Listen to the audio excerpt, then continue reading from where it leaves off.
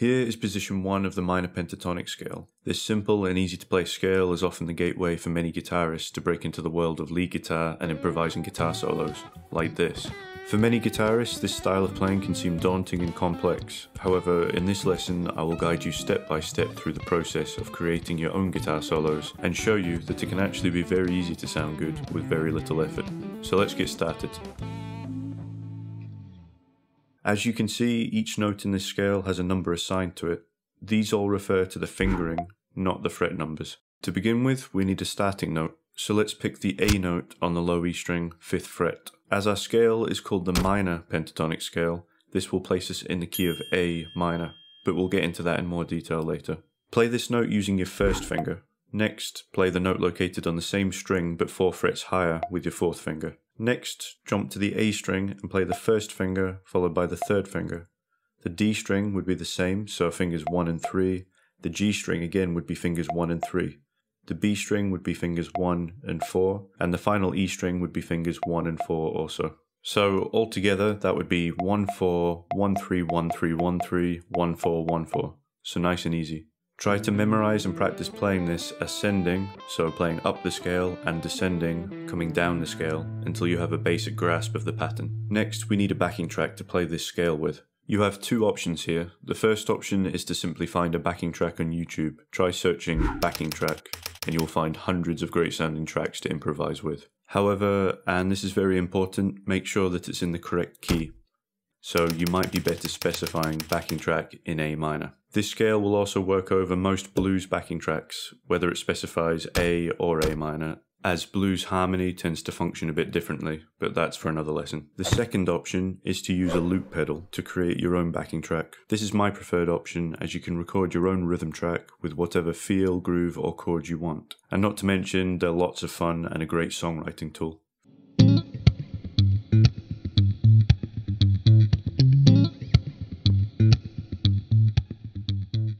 For those of you that don't already own some kind of loop pedal and have never experimented with one of these, I'll leave a link in the description if you want to pick up one for yourself. Okay, so we have our scale and we have our backing track, so let's put them together.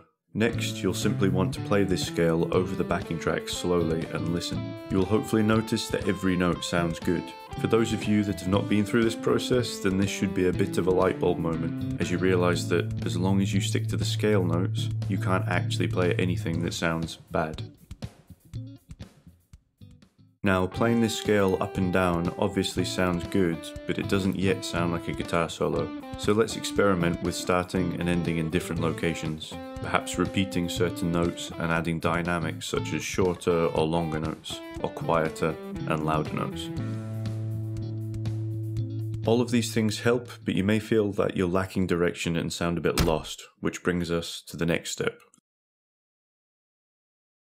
The root note is the first note in our minor pentatonic scale, this being our A note that all the other notes relate back to. Ending on this note will give your phrases a sense of home or resolution. There are 3 places that our root note or A note occurs in this scale. You should learn these locations and center your musical phrases around them. This will go a long way towards you sounding less lost when improvising.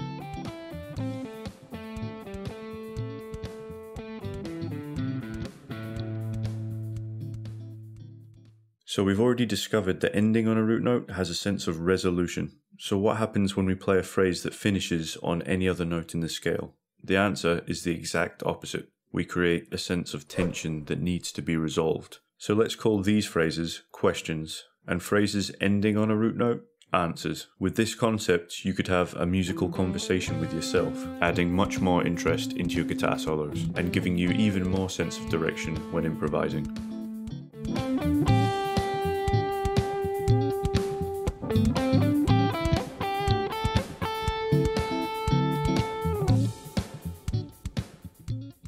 At this stage, you'll want to experiment with decorating your phrases using every technique at your disposal. The idea here is not to simply use technique for technique's sake, but more to add expression to better represent what you're trying to say on the guitar.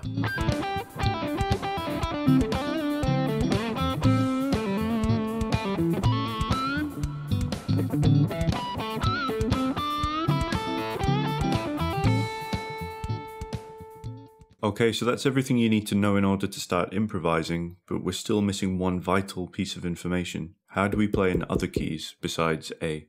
The process for playing in other keys is very simple. Simply shift the scale pattern until the root note arrives at the desired key. For example, if we wanted to play in the key of G, we would simply shift our scale to the 3rd fret, or G note. What about the key of B? We would simply shift the scale up to the 7th fret, or B note. If you don't yet know the names of the notes on this string yet, then now's probably a good time to learn. You can watch my lesson on memorizing the fretboard note names to help with this. Once you've spent enough time with these concepts and you begin to get comfortable with how the scale sounds and what phrases you can produce, you may want to break out of this position and start using notes elsewhere on the fretboard, which we'll move on to in the next lesson. As usual, feel free to like, comment and subscribe if you haven't already. See you in the next one.